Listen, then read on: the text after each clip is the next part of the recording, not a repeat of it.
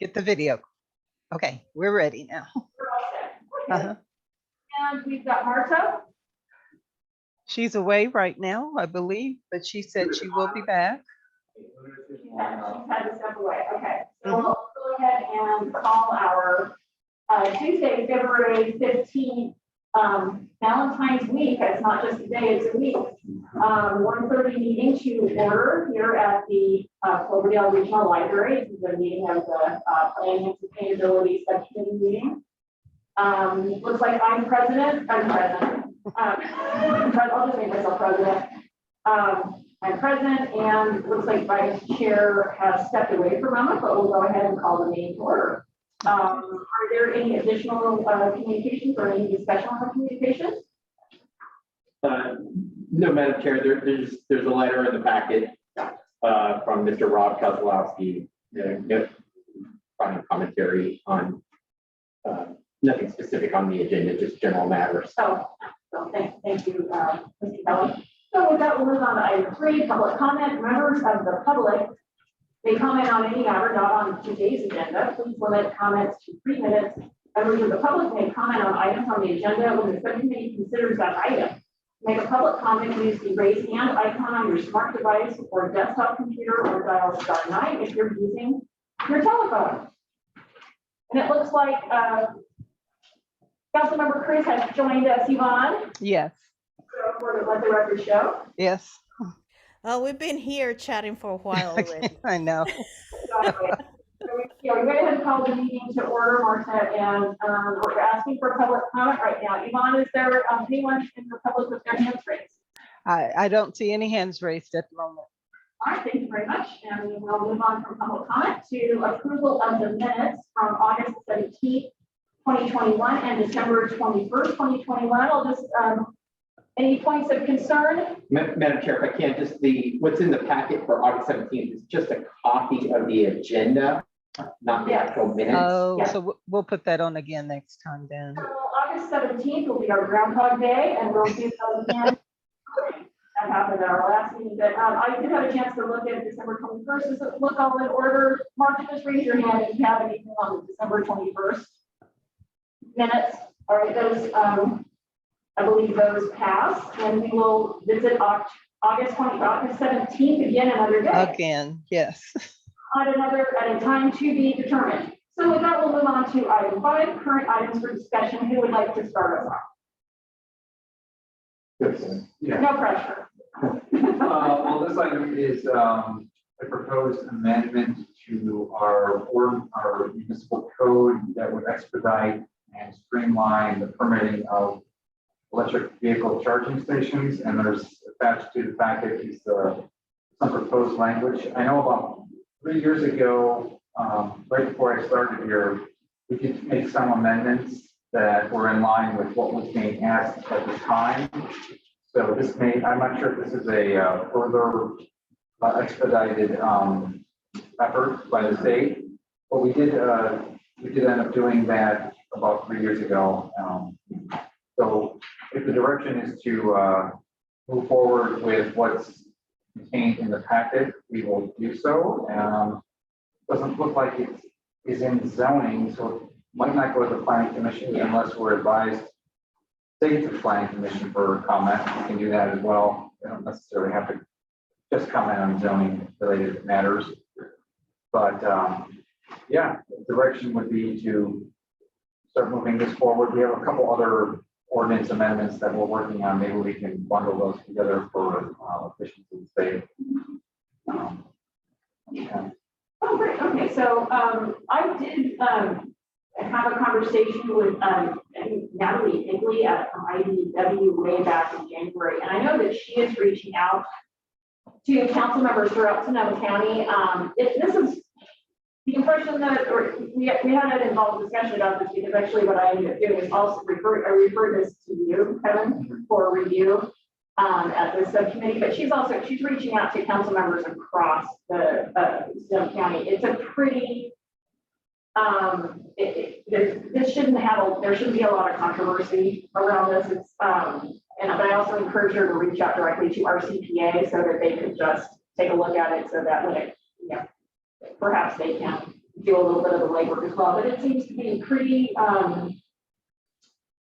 standard. What they're saying is that they would like,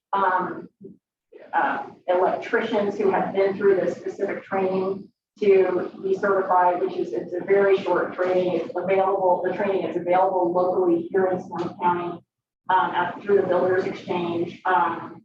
It's just another, it's another piece of safety, and encouraging folks to actually contract with people who are qualified to do the work safely. So I think it's pretty plain oatmeal. Like it goes down pretty easily. I can kind of see that I can see other cities just very easily adopting this as well. So Do you know how many cities that have? I can't answer that because I mean, she and I spoke back, over a month ago or about a month ago at this point. And so she's been contacting them over a period of a year or two. I know other council members who've been contacted her, but I don't know where they are in the adoption process. But I think it's a pretty, it's a way to promote that training program as well and educate the trades that this training is available. I think it's a pretty straightforward changes. I wanted you to take a look at it as long as you thought that it was. Yeah, I didn't see where it was. Anything objectionable? No, not at all. I mean, we certainly need more EV charging. Yeah. And we were trying to think of places that would be suitable for that on public property near electricity and come up with a few ideas. So, yeah. And this really calls for whoever we contract with to do the installation that they have, they've completed the training specific to EV chargers. That's really good. I think it's a safety and good practice issue. So I'd be happy to. I don't know if it really needs to go before the planning commission, but it's a pretty straightforward change to present to the council. So whatever staff recommends. What do you think, Marta? Oh, you're muted. You're good? Okay. If some of these electricians, their insurance on file already, and all of that pre-done. So all those things that take time when we're trying to hire contractors. Exactly. It's just, training and okay, so yeah, I think we recommend just moving it forward to council. I don't see anything terribly objectionable. Okay, that's great. Okay. That's item A. Item B, under 5B. That's you, Kevin. So this one we actually have some pretty exciting news on. I'm going to ask David to. Excuse me, Madam Chair. Do you think that maybe we should move that item to go along with the other presentation that David and Kevin have? What's the other presentation? Well, the improvements for Asti Road. Or is that part of it all? Are we going to touch on some of the council direction regarding Asti Road and the complete street side of things? Yes. Okay. Yeah. Okay. So yeah, we're gonna cover it under 5B. Okay, sounds good. Thank you. Just want to make sure. Okay. So it was really helpful. We saw an announcement from UC Berkeley about their Safe Trek program. This was prior to council discussion on Asti Road about this program that they offer at no charge to cities. Just to Spell it, Dave. Safe Trek. Safe Trek. Safe Trek. Okay, thank you. Program that is they receive federal funding to help communities do this assessment as part of a complete streets program. Just stepping back, this committee's talked about the idea of developing a complete streets plan with a focus on our major collectors and major thoroughfares, including Asti Road, Citrus Fair Drive, as well as the Boulevard, with the intent of kind of comprehensively addressing improvements that would improve public infrastructure improvements that would improve pedestrian safety, traffic safety, address some of our citywide requirements relative to stormwater drainage. Try to incorporate new designs that reduce potential for traffic fatalities, while also improving multimodal transportation in the way of bicycle, walking, skateboarding, etc. And this committee has discussed an interest in moving the planning process forward. So in response to that, we saw this announcement about Safe Track through UC Berkeley offering this complete street safety assessment. And we went ahead and submitted a relatively brief application with indicating our interest, and we were responded to very quickly. And we since had a initial meeting with their program director, who is also a transportation engineer and professor at UC Berkeley, and a consultant that they utilize to help work with municipalities on the safety assessment. As part of that, we identified that there's real interest by the council and the community in looking at Osti Road. And we really did kind of a global look at the city, and we kind of, using Google Earth, we kind of drilled down and we looked at the kind of the transportation corridor between the Boulevard, Osti, Citrus Fair Drive, and First Street. And then from that global view, kind of drilled down to specific areas, segments, intersections to look at specific kind of pedestrian safety, traffic safety issues at those locations. And what we determined was that the focus of the safety assessment would be really on three segments. Would be the Citrus Fair, the Boulevard intersection, Citrus Fair at Osti and Osti Road, north to the third segment, which was First Street and Osti Road intersection. So kind of those three nodes. And what we're planning to do next is to actually do a walking audit, to visit those sites with their team. And what their proposal is to do is come up with a set of what they call kind of good ideas. They want to be careful. Suggestions. Yeah, not to say, I wouldn't say recommendations. they didn't want to say recommendations, but yeah, suggestions on Educated observations. right, based on their experience. And what they bring to the table is a full breadth of experience in working with cities across California, and the different solutions that different cities have employed to address some of the same issues. Or, many of the issues aren't unique to Cloverdale, and so that's the plan is to meet on March 15th to do this walking audit. We'll probably start at 9 o'clock, and we're supposed to conclude by about 4 that day. The public is welcome. We don't want to necessarily a too large of a crowd that becomes a safety issue, but we do want Like a police on right. We do. Oh, that's pretty easy.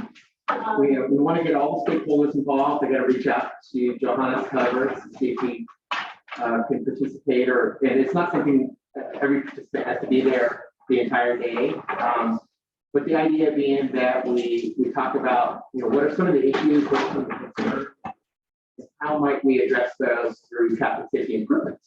So this is typically something municipalities would have to contract with a firm to undertake, that we're going to get at no cost to the city. And I think it's timely that we will do this focus, really looking at Osti Road and in particular First Street at the Crocker Bridge, because there's some real concerns there. We talked about the concept of improving walkability to River Park, the proposed pedestrian crossing at Crocker Bridge, how to tie that in. Well, I don't think it's proposed, I think it's happening. Right. It's scheduled, so. Yeah. Well, at this point, we hope it is happening, and we'll move forward. Address that as part of the safety assessment and how that project might interface with city infrastructure. So that's kind of an interesting development in terms of our discussion about a complete streets plan. We're also talking about, in regards to council direction, to bring back a set of recommendations for Osti Road. We're really kind of looking at the complete streets plan to help provide some guidance on how we might approach that.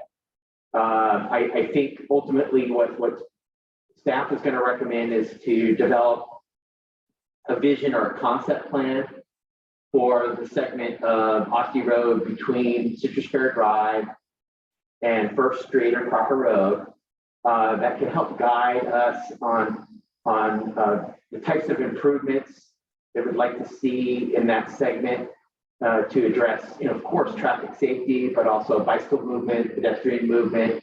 What are some opportunities to connect areas, including the River Park pedestrian bridge, the train station, possibility of maybe a future location for a dog park and or skate park, and then also to overlay that with or integrate that with the proposed concept plan for Citrus Fair Drive, and to see what options there are to really improve, again, walkability and pedestrian and bicycle movements in that zone, all under the heading of trying to improve traffic safety. Yeah, if I interrupt just a moment, I think so I just was checking on the date of the Smart Tour, and that's looking to be Tuesday the 29th.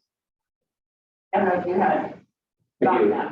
So March 29th, we don't do things in current month. No, we gotta it's March 29th, it's Tuesday. So that's a supervisor meeting day, and so Supervisor Gore won't be able to join us. We're hoping a staff member will come, but Johannes is I think he's trying to make, I don't want to speak for him. I think he's trying to make that date work. And so if he's on our tour on the 15th, then he can, with his engineering eyes and with his Sonoma County hat, he could maybe take some of the information that would be valuable, I think, to have his input on the information for the 15th, then on our tour. Does that make sense?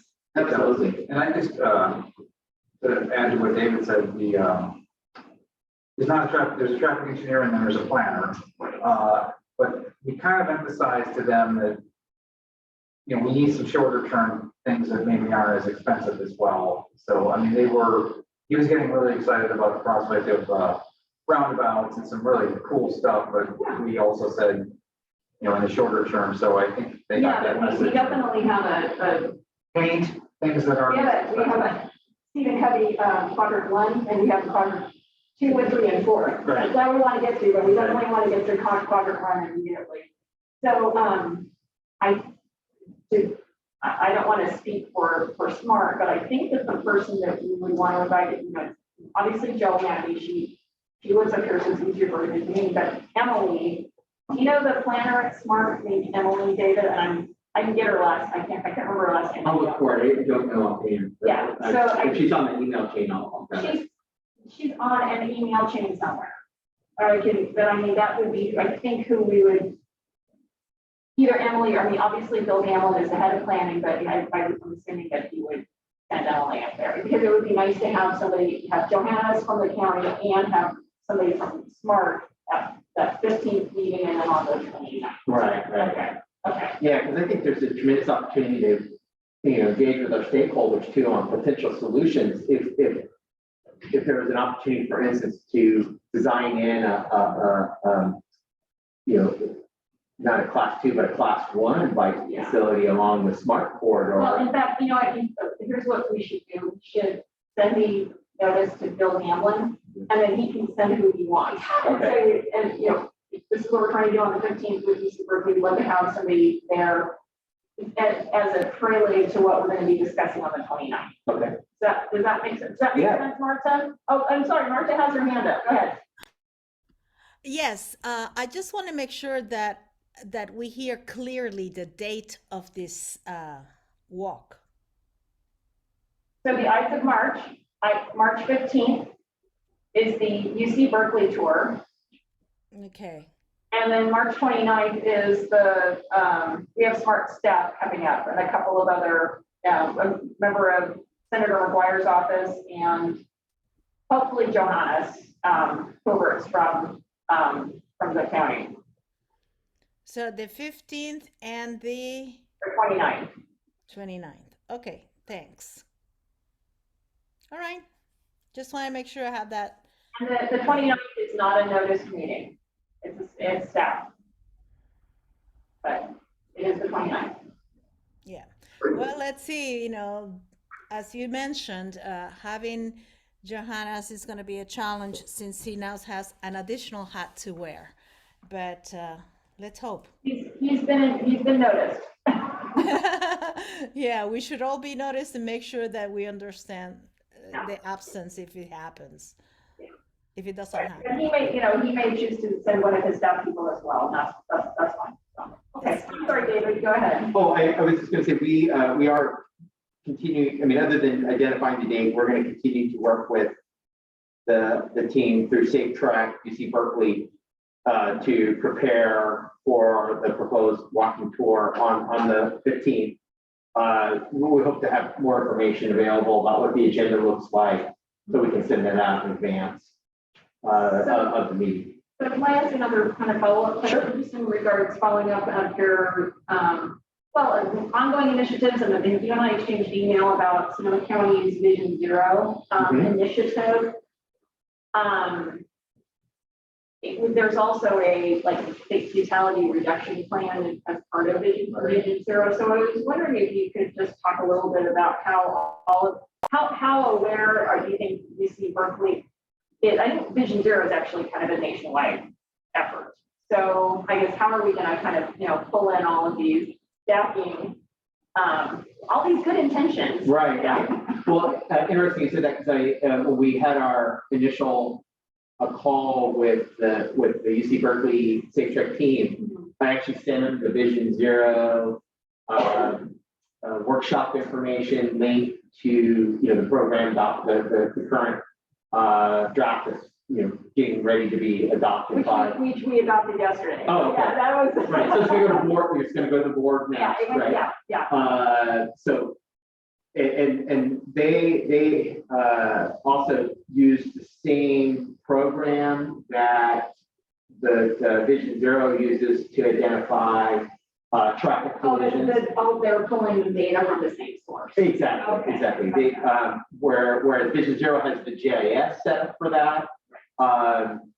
The UC Berkeley also has a similar program and database. It's really a crowdsourcing tool to enable residents to report incidences or concerns or recommend improvements. And I put that in the newsletter last week to the link to the program that would enable residents to identify where they have concerns. And it's not specific to that location. It's any location within the regional Bay Area, but that's the tool that they're using to help again crowdsource information about community interests. And of course, it's an opportunity, like on a walking tour, that if we really identify something, to kind of get folks to input information. But in fact, one of the traffic incidences that's in that program for Cloverdale is right at the intersection of First Street and Osti. Yeah. I think it's our only one that's reported in that program. But anyways, because our when they get a heat map of incidents, and we're not that hot. We're actually very safe. And then of course the traffic memo that was attached in the packet showed that there haven't been, we've been very fortunate. There are accidents, but there are no fatalities in those areas. And so yeah, that's kind of what I was like, how are these things all gonna relate to each other? It's good to know that they're pulling their information kind of, from the same database. Right. Yeah, it's a well-known database with really good information. So it's, trying to promote that to the community so they can use it, access it Yeah, as a source of information, but also a crowdsourcing tool to help report or provide the opportunity for folks to voice their interest in improvements. So I think the two really coalesce very well. They're really tied to the same objective, and that's to reduce fatalities, improve traffic safety, especially for pedestrians, but also for vehicles. So I think there's very much common goals, and there's a lot of alignment there. Vision Zero is countywide, of course, and whereas this effort is very specifically focused with on those 3 road segments just within the city. So we're kind of getting this focus, and what I think part of what we're going to recommend as a solution for besides some immediate short-term improvements for OSI at first, also to engage in a planning process around developing a vision document for OSI Road. I think there's some wonderful examples, and just within Sonoma County, looking at we can look at Healdsburg, for example, what they're doing at what they're doing on the north end of their town with respect to Healdsburg Avenue. I just went, this weekend, we walked the Fox Creek Trail. We parked at the community center and got on their portion of the GRT and walked to downtown. Yeah. And it was amazing. Right, and they did a vision plan for the North Hillsborough corridor. You see now dedicated bike lanes being constructed, new street lights, new pavement, sidewalks. That was always probably at this community center out there on the north end of town, and then like if you ever walk Woodford Avenue, I mean, it's just, it's like, what's that? How do you expect kids or skateboarders? And now they have this completely protected bike lane. But I was going to say, I think that the others, well, I'm probably stealing your thunder, but the other strong similarity, I think, is the Windsor project and the Old Road Highway, because it's taken an old frontage road. Well, just like the North Healdsburg Avenue is like, it's the old 101. Yeah. It's the old legacy 101, which is what we're trying to get converted into actual neighborhood. Make those in a neighborhood street. So it's a very, very similar project. Exactly. Reimagining, re-envision, and with the idea of improving walkability and addressing those concerns around traffic safety. Yeah, make it safe for bikes. And the aesthetics of the improvements too can be really nice. Well, one of the issues too on First Street is just like, if you've got kids going to the middle school, they're not going to be able to ride. They're not, skateboarding is going to be an issue because we don't, and even, for really little kids when they're coming to there aren't sidewalks.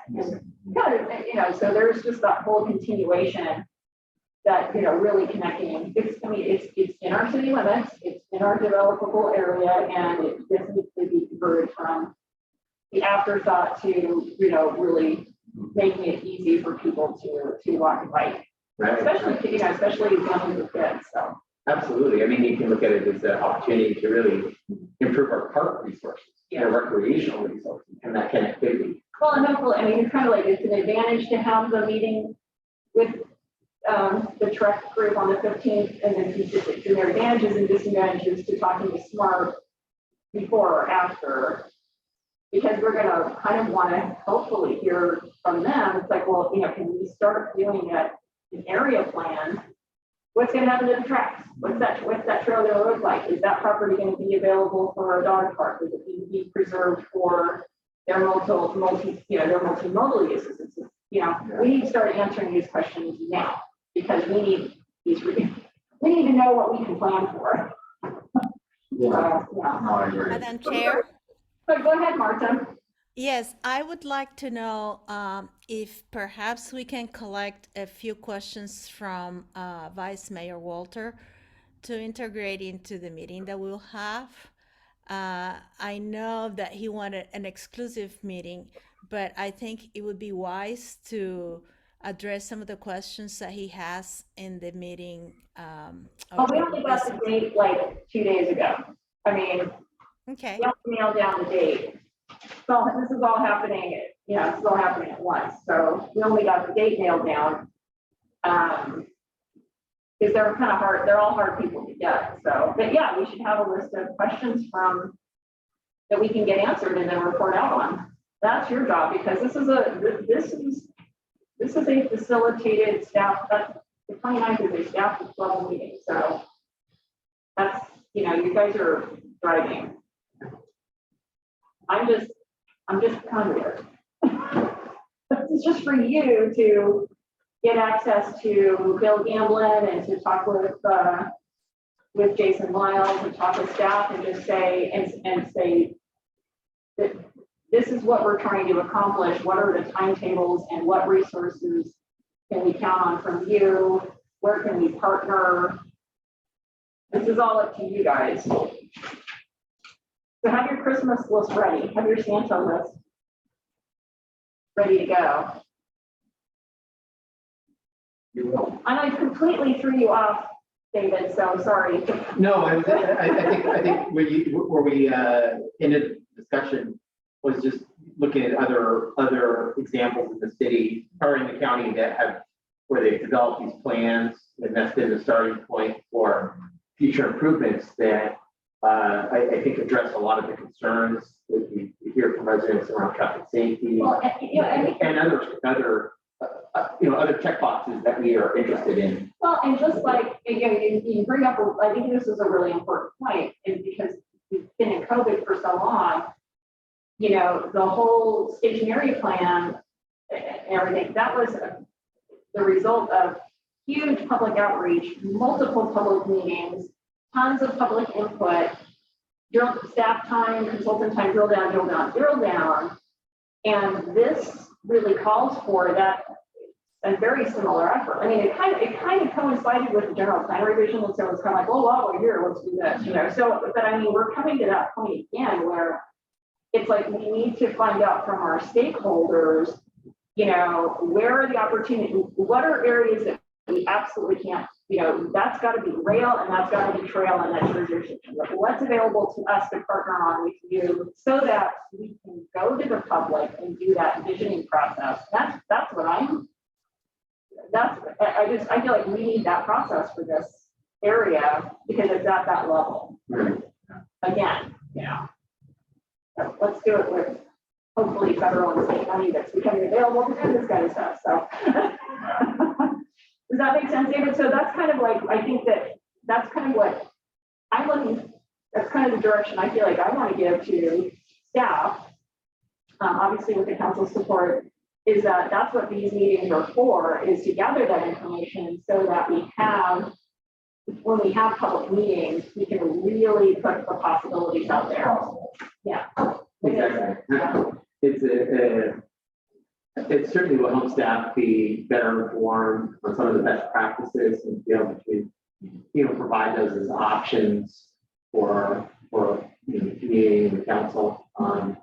Because I think there's a lot of great work in this space out there around complete streets that I think presented with options. There's some exciting opportunities for us to consider applying here in Cloverdale that would be valuable for many years to come, and not only be better for safety but also just improving an asset that we have in our roadway and making it more a place that people can actually utilize to a greater extent. I mean, I know I think it's great.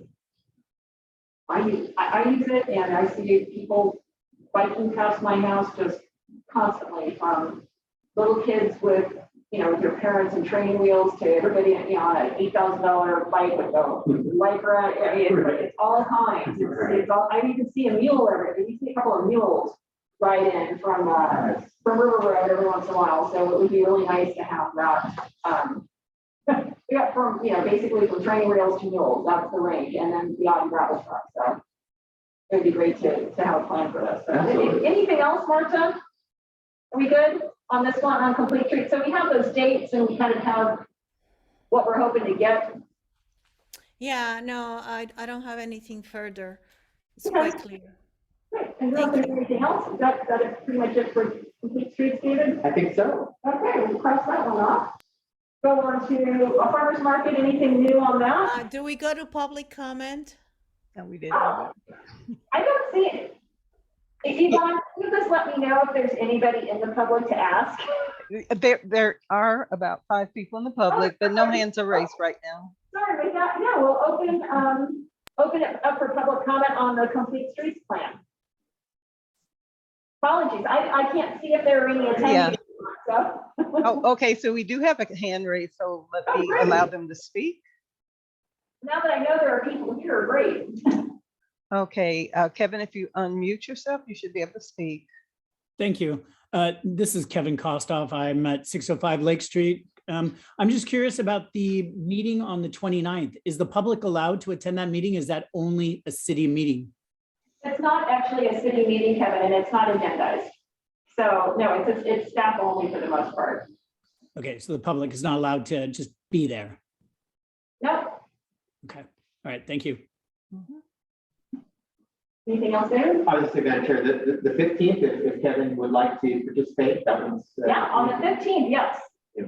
Yeah, It'd be great to have a resident down Lake Street, participate. yeah, absolutely. So you'll take care of getting that information out? Yeah, Kevin, I think I have your email. I'll take a look and I'll send you, we just firmed up this date late last week. So just now getting the information out to our Planning and Sustainability Subcommittee. But I expect we're going to develop an agenda for that day, and I'll make sure you're invited and you'll be more than welcome.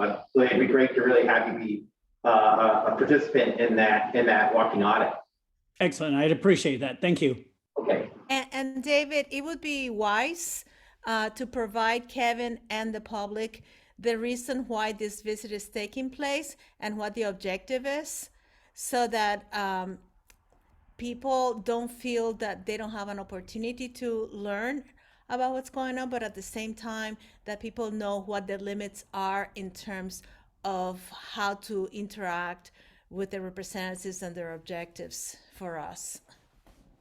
Yeah, you want to talk about the difference between the two meetings? Yeah. Sure, absolutely. So there's two meetings planned. One really is a walking audit / workshop to really review the 3 segments related to the complete street safety assessment.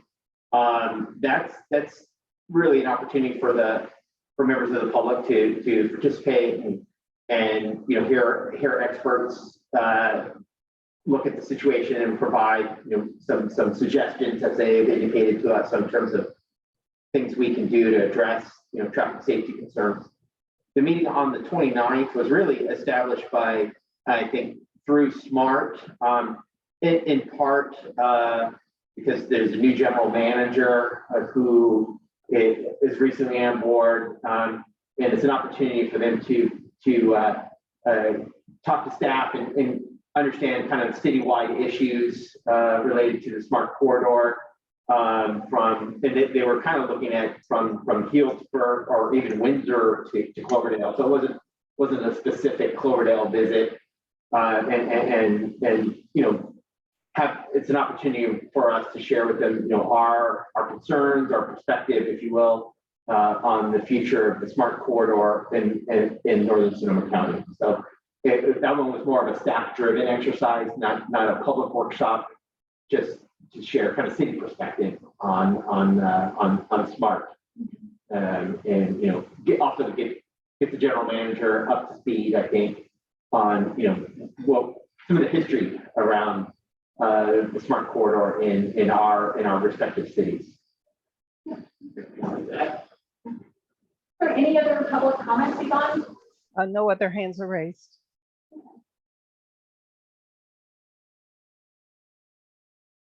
Does that pretty much cover that item, David? Yeah, I think so. Okay. And we will move on to item C, the farmer's market. Do you have any new updates on that? Really, just quick background. We had previously we used to have a local farmers market that was maintained by the owners of Plank Coffee. They really took the work on to support a local market in the vacant commercial space next to their coffee shop. And that was really regulated under the Department of Agriculture, which has a little bit easier regulations around those types of markets.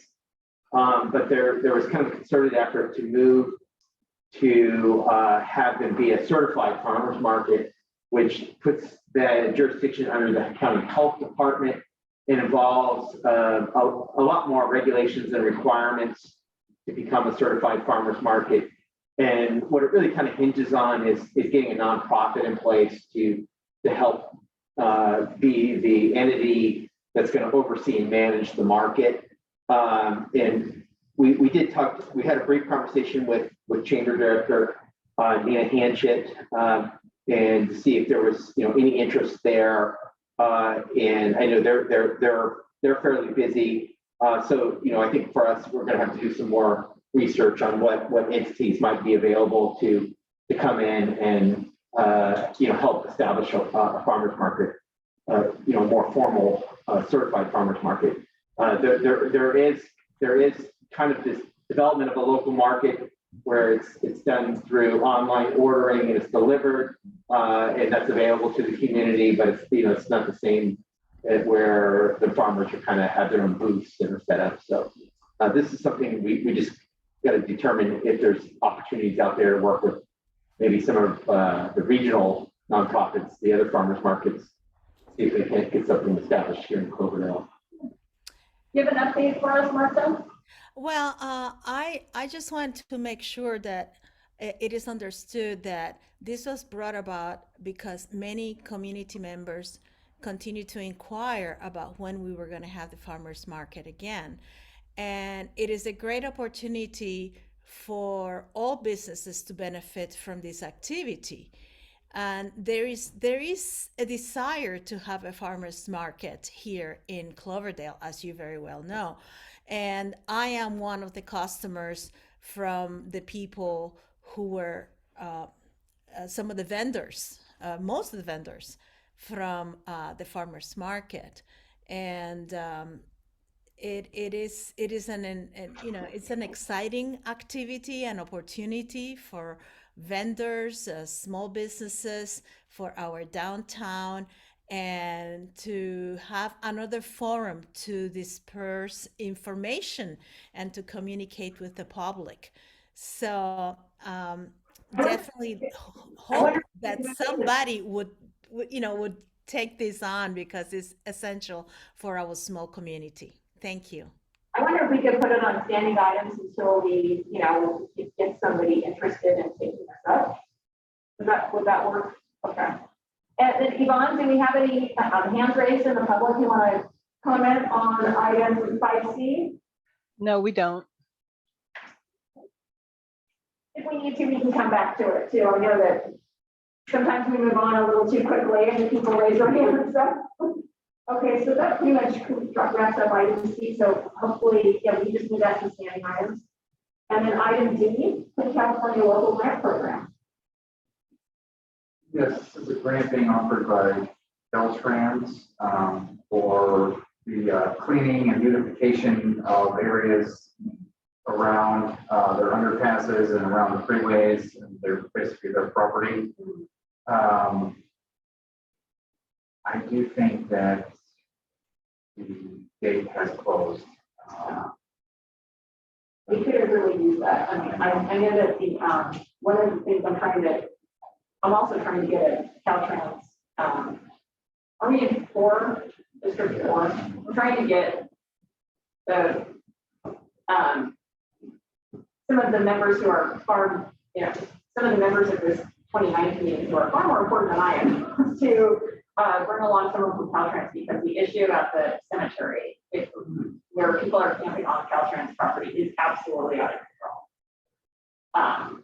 The homeless encampments there, and that's on Caltrans. It's across this, if you look at it from the cemetery across the railroad tracks, and it's actually on Caltrans. That's their property on the embankment, and that's where people are parked. So if you walk up the tracks, you can see that. Well, if you walk into the cemetery, on the lower part, like right near the memorial, you know, right near the big, Veterans Memorial area, they're right there. We looked at it, it was a great opportunity, I just, Yeah. I mean, You can only. I don't know. So we'll try to Keep an eye on it. watch for that in the future. Yeah. Marta, did you have anything on this item?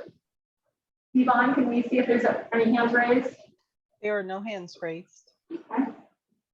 Well, thank you for the update. Maybe we need to move back to same items as well at the time after. Yeah. And then the housing element update, item E. Yeah, I can give the committee an update on this one. We're trying to schedule an update. We were going to do a joint council commission meeting, but it might just be planning commission. The council agendas are really getting busy. So we're looking at the first meeting in March for the planning commission, and we'll encourage any council member who wants to participate to zoom in or show up, or you can watch the meeting afterwards. Our consultant has prepared a survey, as you know, typical housing survey, but they're going to be going door to door, which I thought was pretty interesting. They asked us for some neighborhoods that have certain criteria that they could target. We provided that to them. And they're also interviewing what they're calling MVPs in the community. You know, people who create housing, who provide supportive housing and things like that. We provided some names for them to do telephone interviews with. And we're hoping to wrap it up by end of April. So it's moving really fast. And we don't think we're going to have too much problem with the site ID given our RENA numbers, which RENA numbers is a standing item. So I'm just, You want to just put that? yeah, I will. I'll just give a quick update on our RENA number. Our final RENA numbers is 74 very low, 43 low, 45 moderate, and 116 above moderate. And again, here the idea is that we need to demonstrate that we have enough land that is zoned correctly and has the capacity to accommodate that number of units over the next 7 years. I don't really see it being a problem. I think those numbers aren't exceedingly high. And so some of the projects that are going through now are either going to count for the current RENA or they're going to count for the next RENA, depending on when they pull building permits. That was one of the changes they made. In years past, you could count them once they were approved by the council or the planning commission.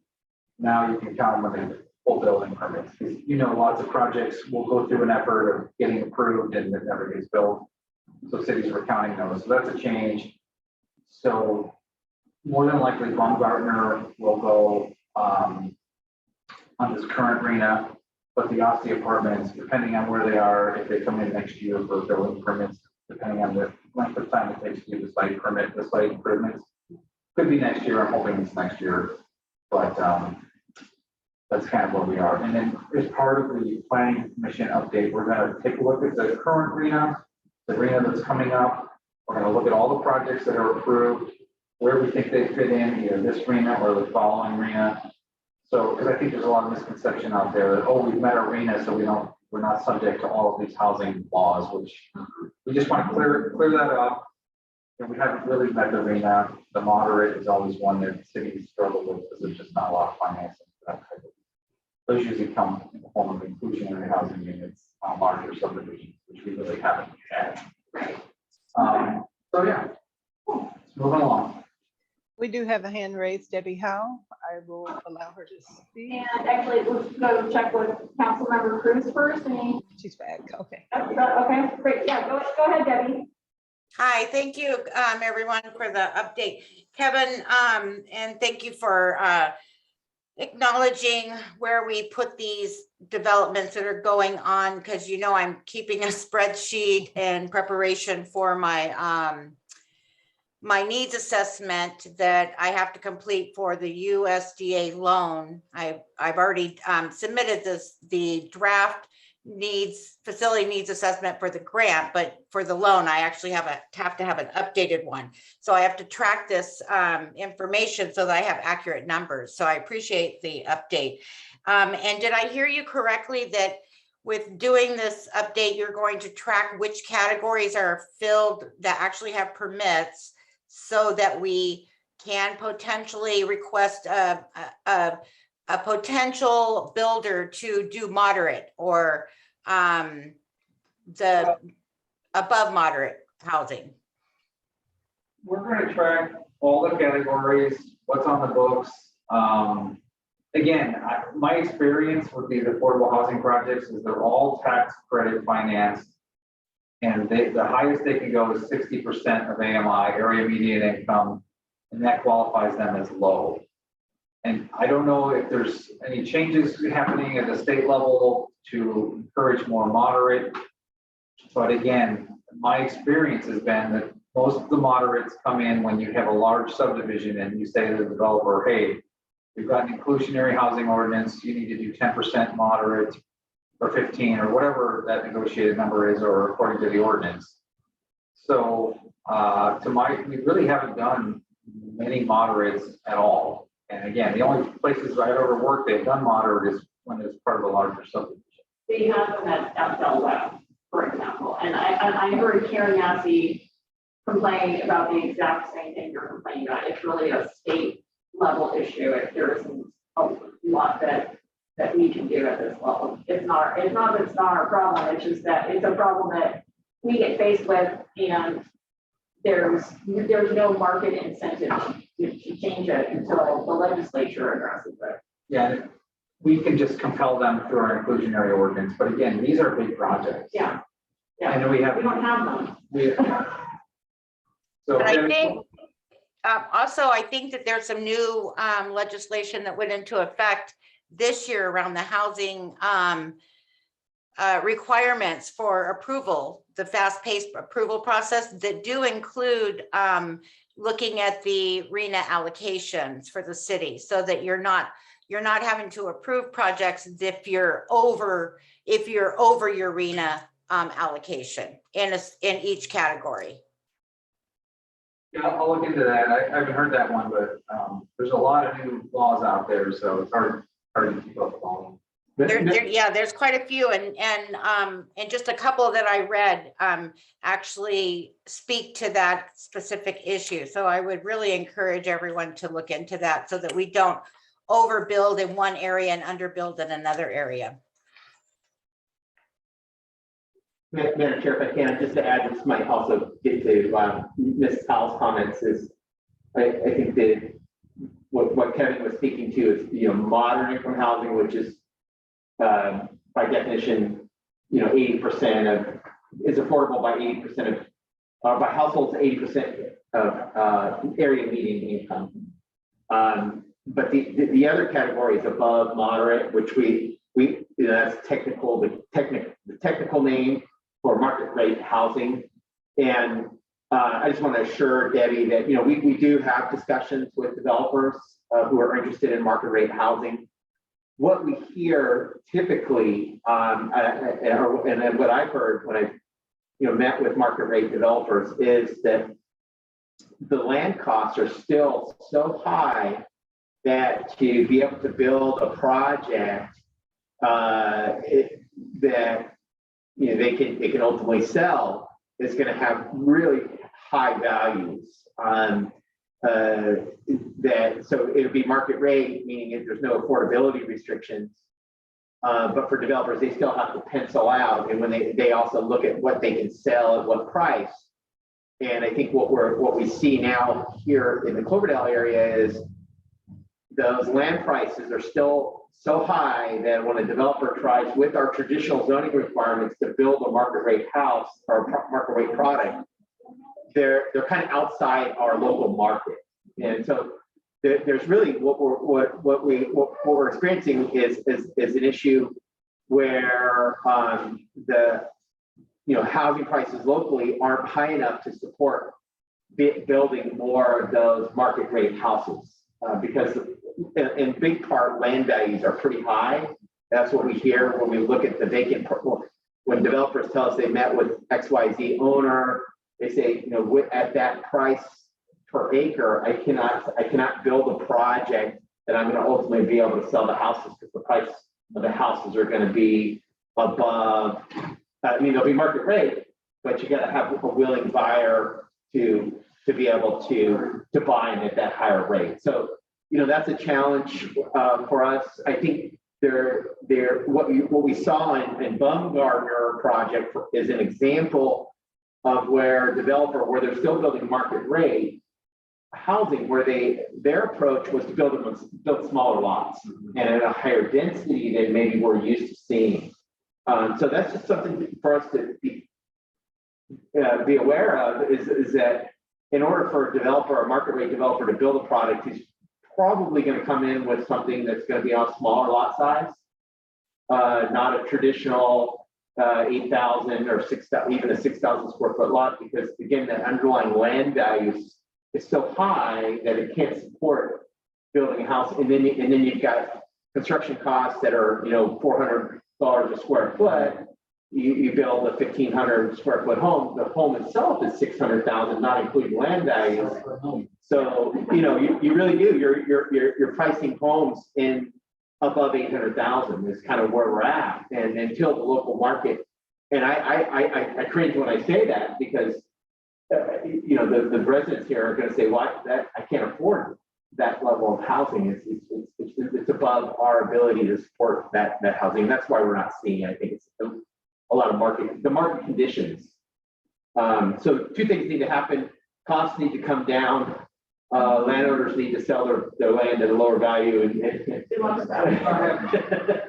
So anyway, that's kind of what we're experiencing, Debbie, with respect to housing. You know, market rate housing is just the costs are so high. So that's, you know, in areas where there's tremendous demand for housing, and they can support those higher home prices. You know, those market rate houses more of them are getting constructed. Is there a follow-up? There's no other hands raised. Thanks, David. Thanks for the explanation. It's always good to have a refresher. He's an economist. You are. Econ major. Well, You're with a very dangerous house. it's just, you know, it's really what developers have shared with us that, about a project penciling. Like Kevin said, well, if a developer can get tax credits and that makes the project pencil or feasible, then that's why we're seeing that. That's why we're seeing that. Yeah. One comment, someone commented to me about incidents across from Ace Hardware. And the comment really was, I don't know how he's doing that, still making money. I think it's because he owns them, he's thinking long term. Thinking long term. That's why he's able to do it. Yeah. I don't see, Marcia does not have her hand raised. I'm trying to watch for that. Any other hands raised, Yvonne? No, they're not. Oh, great, thank you. Okay. Getting it. I can't see attendees, so I'm depending on you. So thank you. I gotcha. All right, so that concludes item E on the housing element update, and item F, the PG&E turnkey program. Yeah, I'll start, and I'll probably forget something today. We'll fill in the blanks, but we've been working on this process for about a year now. All the energy side, the energy efficiency stuff is pretty much done. They kind of gave us a new wrinkle with the idea of us being able to get new water meters installed throughout town. And that's causing some delays. In fact, we're bringing an item to the council next week to get some clarification on direction in terms of them doing testing on water meters. So we need to buy some water meters in order to swap out the older ones so they can run the tests, so they can calculate the savings. It's really exciting opportunity if we can get this bundled in with this electric energy savings program and have them manage the entire thing from start to finish. So it's taking a little longer. They're getting a little anxious, but we're trying to accommodate them as best we can. And so it's still moving, but really it's the water radio meters that is really kind of slowing it down. Yeah, to elaborate on Kevin's update on the project is, it's indicated, we added an evaluation of water meters as part of the initial effort. The goal was to do an investment grade audit to really look at the financial feasibility of making these investments. And then be able to present those options to council, because we want to make a business case that it's going to pay us back for these investments. And so they brought to our attention that there's also an opportunity to bring in the traditional energy upgrades, looking at water savings. And so we did a preliminary analysis. We determined that our water utility has a little over 3,300 meters in our system, and if we were to replace those with new turbo meters that also include what are referred to as the AMR or AMI technology, which is the automated reads. It would also have the benefit of providing customers with a lot of real-time information about their water use. And we hear that right now, that there's a lot of concern from residents, not concern, but there's a lot of interest in residents being able to better manage their water. And just as a part of that, just on SCTN or CPA, when I hear from reporting from Sebastopol and Healdsburg, where the residents have it, it is so wildly popular. They are so happy. The feedback that the cities are getting, the residents are like, I can see exactly where, I know immediately if I have a leak, I know exactly how much I find getting up against, my, what's it called, the level, like if I'm in, which tier I'm in. right. Before the end of the month, they absolutely love it. So the feedback from residents in those other cities that have it is like, they love it. They love it. It's So, such a great opportunity. Yeah. It's delaying the energy side, but it's, in our opinion, it's worth it. Right. See what they've come up with. right. So as part of that investment grade audit, what we were trying to do is really hone in the numbers.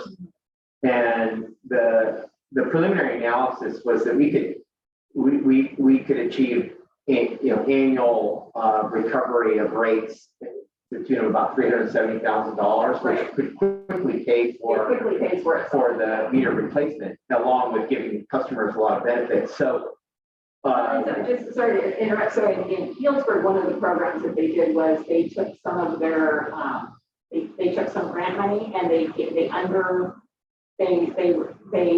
a $200 incentive for individuals to go out and buy. It's called Turn, and it's a product that you can almost like anybody can actually install it, and then it tells it goes to your smartphone. So like the flume device. it's Flume. That was Yeah. I've got Turn on the brain from the Flume. Yeah, but that was just one. That was how they started. That's how they started it in Healdsburg, and it was just wildly popular.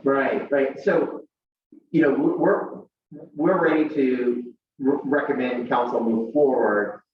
The caveat is they really want to hone in the fiscal payback period. And that means doing some preliminary analysis as to, whether their revenue assessment is accurate. So what we want to do is actually do a test pilot project where we replace 200 older meters with the new turbo meters, get a sense of how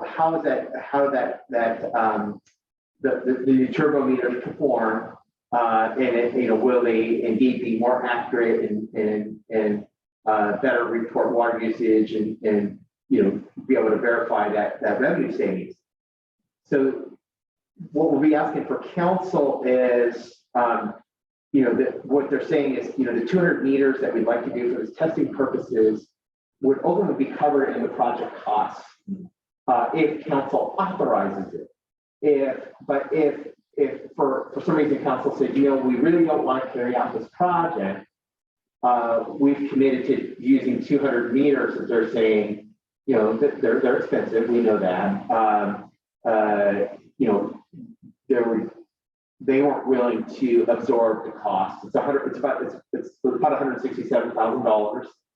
So it's a question for council is, are you okay with us moving forward, committing to the project with the understanding that if we don't go forward, we're going to be on the hook for these 200 meters?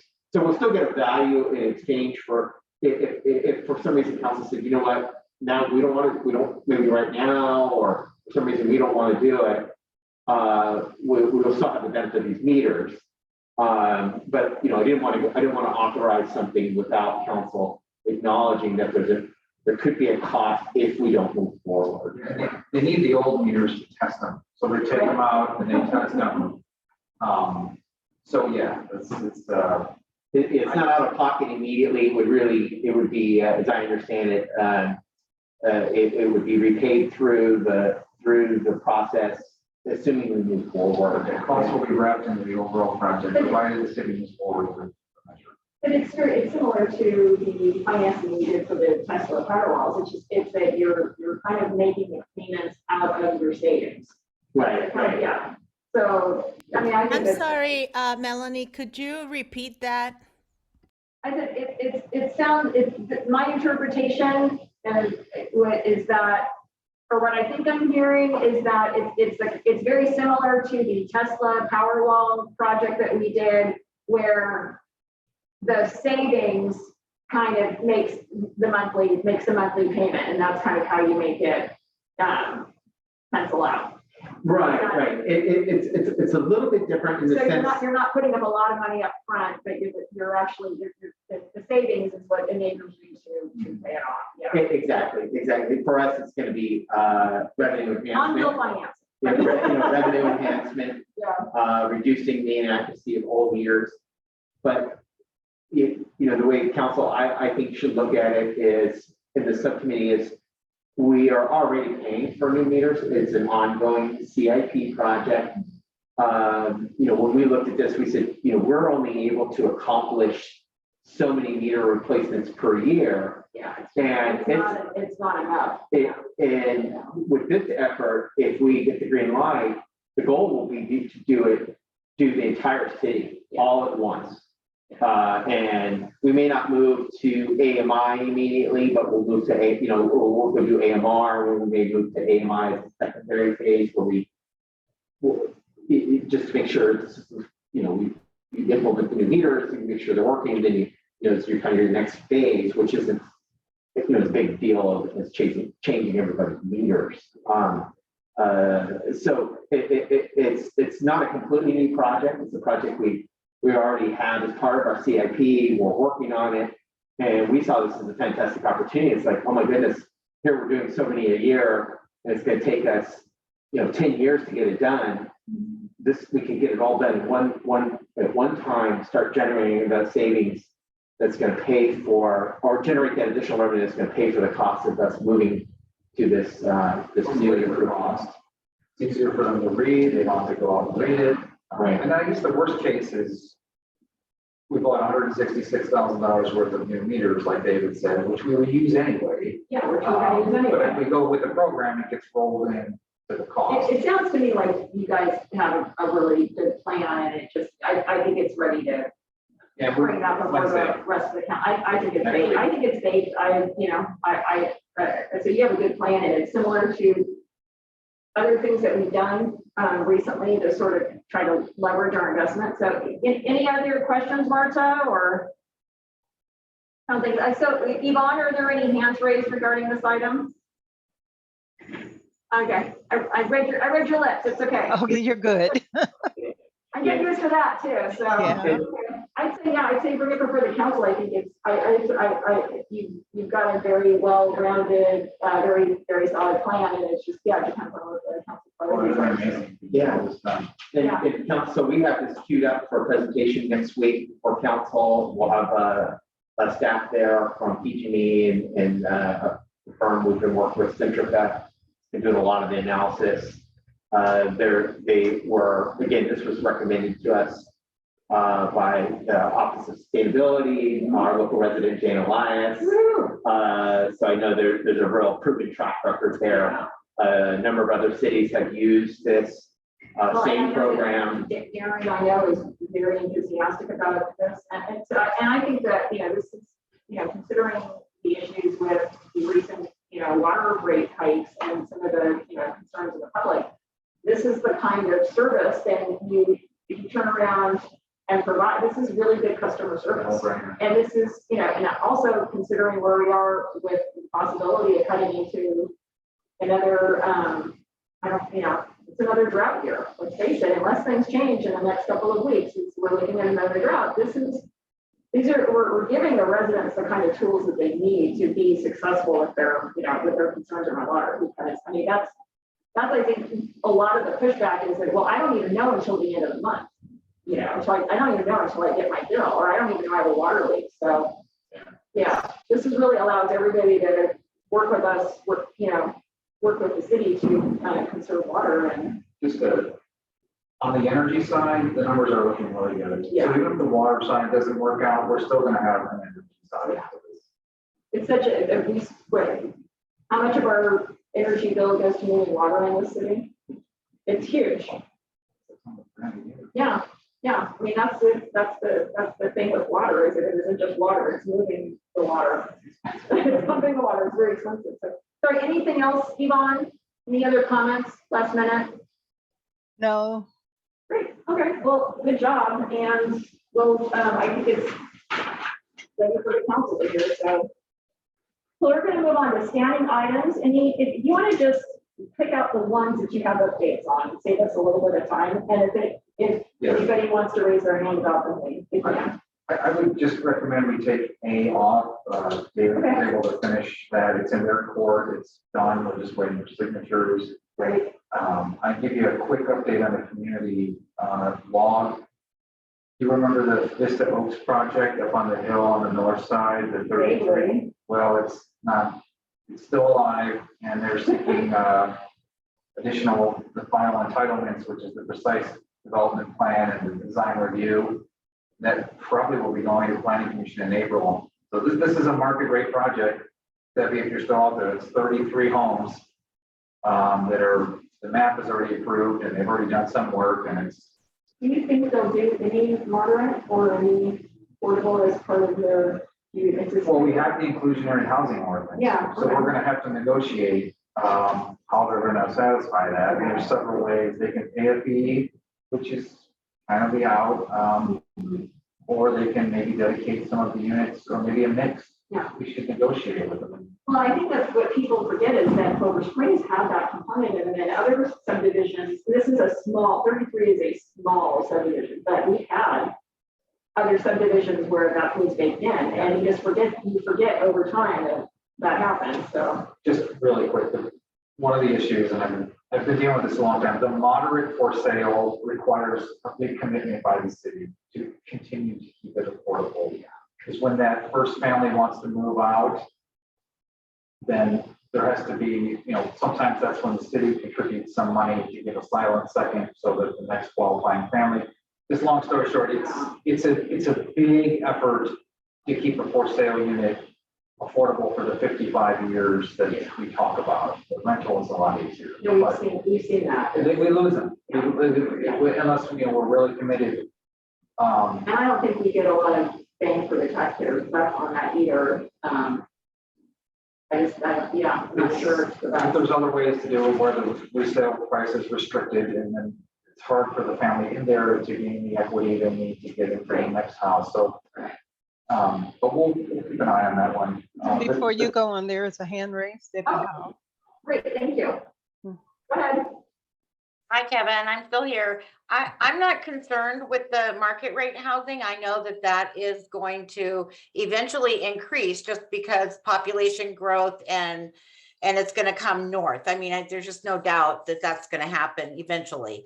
And I'm not even concerned with the low income, very low or moderate income. I'm just concerned with keeping track on the number of units that we approve or that are approved and permitted, so that I can do projections for staffing levels, et cetera, et cetera, et cetera. So that's my interest. I'm just wondering, Debbie, though, like, instead of you having to, I'm just wondering if there's an easy way we can either post it or make that available, because it just, Well, yeah. is there a place on the website where that's where the current numbers are posted so that she can more easily get to that? Well, every year we do our annual housing report. We report the number of houses that have been built for the last few years. And How often do you, I mean, I know that, well, so you've got to update it depending on what your deadline is, but how often do you feel like you need those numbers, Debbie? Well, I need those numbers now because we're building a facility and financing comes with that. So in order to support our financial projections, one of the things that they do is they look at our population and the population we serve. So our market share in the area right now in the Cloverdale, in the city of Cloverdale, is 40%. What I'm doing is expanding it to not only include Cloverdale, but the outer more rural areas, which is in our service area. And then also they ask for projected or planned housing units. So that's a big projection and helps to secure the financial loan. Okay, it's not for the grants, it's for the loan. And that's different. So once that's done, then we would update our needs assessment, community needs assessment every 3 years. We review it annually, but we update it officially through data and population surveys, all of that, population demographics that are produced by various entities, and that's done every 3 years officially. So if that's helpful, and Kevin does update me a lot, but we have so much happening right now that I'm just trying to keep abreast of it because we're in the middle of it. Always good to have a warning. So yeah, I just was wondering, it's like what's already posted that you can use, but I mean, I guess you guys just need to make sure that you're regularly. And Debbie, at the next planning commission meeting, I'll give you the date. I don't know what the date is yet, but we're gonna do it. Well, it should be March 1st, but our consultant isn't available, so we're gonna be requesting March 2nd. Anyway, I appreciate it, Kevin. I know you have a ton to do, so I'm trying to track it on my own through these meetings, but you know, I would much rather have more official word from you if I can. And we'll just keep going from there. I want you to be here and be welcome at the meetings, but it's like, if you're there with your notepad scribbling the numbers down, that's not good either. I always want to make sure that you get the numbers that you need as soon as they're available, so.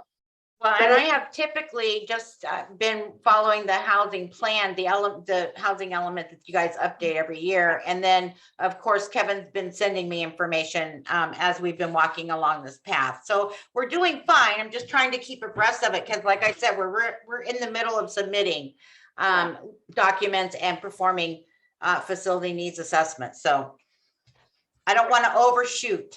That's my goal. I don't want to say, yeah, we're going to have 500 new houses and we only have 200. So that's kind of my purpose. And actually, the idea that they're we can project all we want to, or we can say, oh, this project's happening, and now they're requiring that the permit is going to process. I think that's a reflection on all of us getting burned at one point, or things getting delayed. So. Marta, did you have a comment? And then and then Yvonne, let me know if there are any other hands raised. Okay, I will.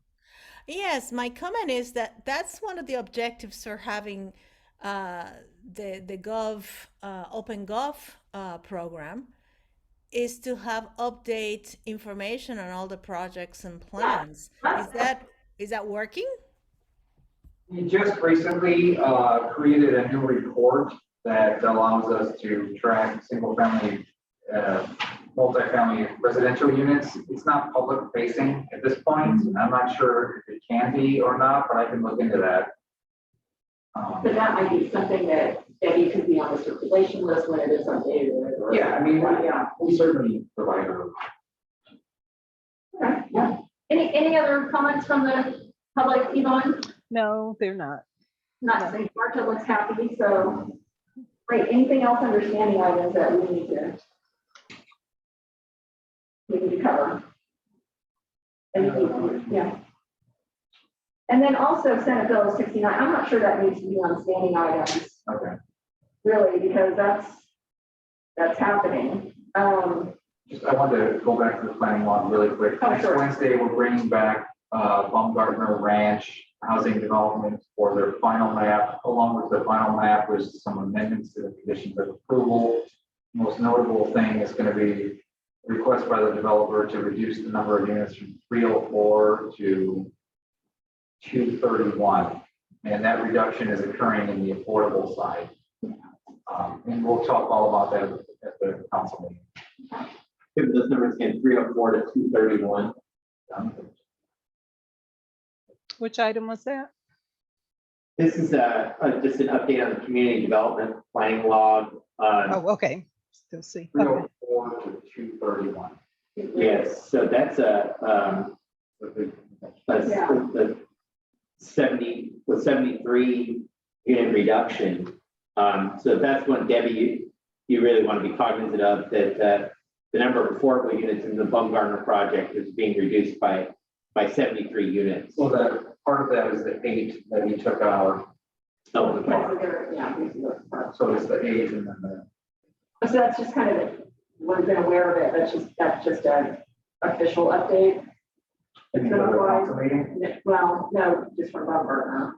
That's what we asked for, part of what we asked for. It is. I mean, it's, we're amending the conditions because everything was written at 304 is the number of units, and the final math also has to be approved. So we've been working with Myers Nunley all day on that. yeah, this was actually a developer-driven reduction. Not quite clear on the underlying reasons. I think it has to relate to the cost of construction and the tax credits that they're applying for. So it's something, he can explain it, but actually the physical shape of the buildings is pretty much exactly the same, but the floor plan has changed, bigger units and we'll update on that. Any comments or questions, Marta? Anybody else in the public, Yvonne? No. Okay. Yeah, just on standing items, let's keep current standing items on there. I mean, item F doesn't need to be Senate Bill 69. It can just be, I think what we need to have on there is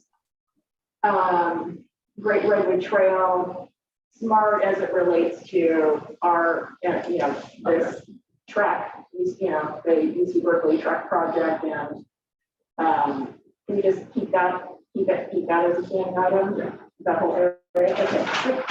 I do have just a real quick update on item 6E, the amendment to the ordinance prohibiting use of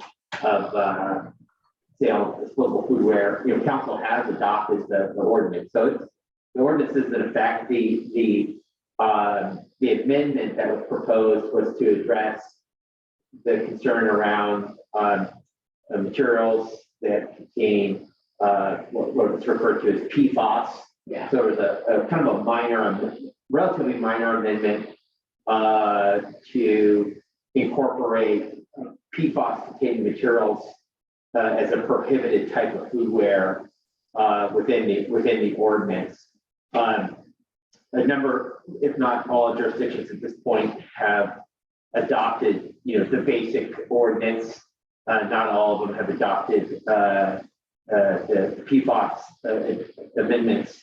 But one of the directions by council was to work with Zero Waste on doing additional outreach.